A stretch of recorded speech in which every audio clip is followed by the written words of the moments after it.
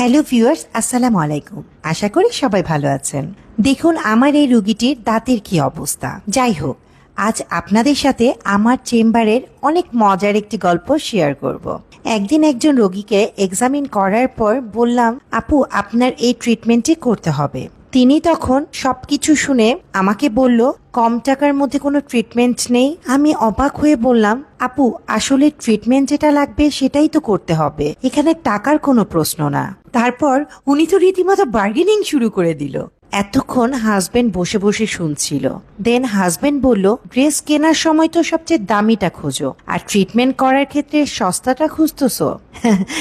আমার কাছে ঘটনাটি খুব মজা লেগেছে, তাই আপনাদের সাথে শেয়ার করলাম। যাই হোক, স্কেলিং করার পর আপনারাই উনার ফাইনাল লুকটি দেখুন। এবার আপনারাই বলুন, স্কেলিং করা দাঁত ও মাড়ির জন্য ভালো না খারাপ? 3 বছর পর। 3 বছর পর স্কেলিং করলেন? জি, এখন কেমন লাগতেছে? ভালো লাগতেছে। এতদিন করার নেই কেন? ভয় এরকম তো নেই। ভয় ভয় কাটছে? জি। আজ এ পর্যন্তই। সবার সুস্থতা কামনা করে আল্লাহ হাফেজ।